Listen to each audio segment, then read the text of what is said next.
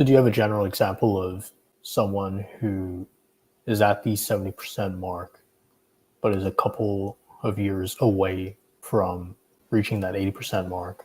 What determines how many months or years you still need to Mm, build a stronger profile? I think yeah. that's something that people think about a lot as well.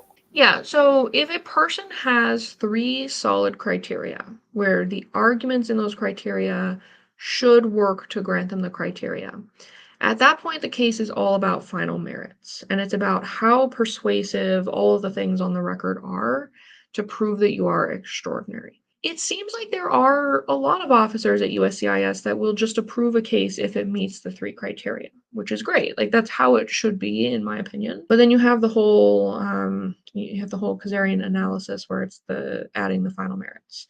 So some officers take that very, very seriously, and they're not going to approve a case with three criteria. They will want to see something that convinces them that this person has really risen to the top of their field. So as an example, I work with a lot of people in data, AI, engineering, that kind of thing. So I'm working with several people at the senior manager or director level. They definitely, in my opinion, have a very solid leading critical role argument.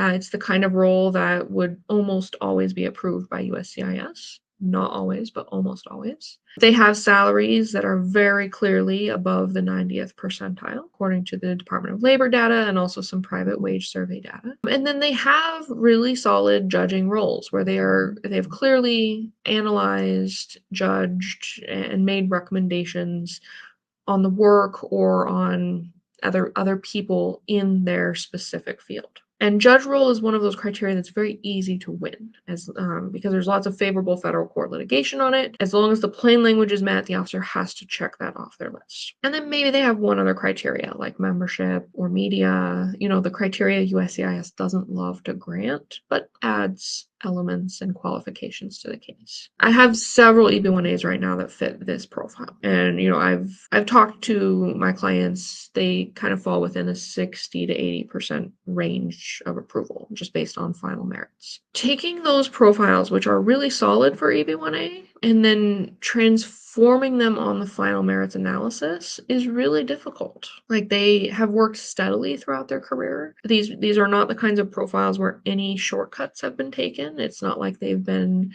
able to immediately get this prestigious role, prestigious position, prestigious award, or anything like that, but everything is very solid. And I don't have recommendations for most of them to take their profile to like a 90% approval rate. I think it would take just more years of doing the same kind of thing, continuing to rise at their companies, get higher salaries, maybe do more with memberships and boards and professional participation, that kind of thing. But there's not really awards they can target. There's not really specific memberships or titles that they can target. That kind of thing just doesn't really exist in their line of work. So a lot of clients do decide to proceed with the case when they're at, that kind of assessment. And I do strongly believe they're very deserving of EB-1A. I think the category fits them perfectly. I know not every USCIS officer will agree with me, but I'm confident that most USCIS officers will agree. And so that's definitely good enough.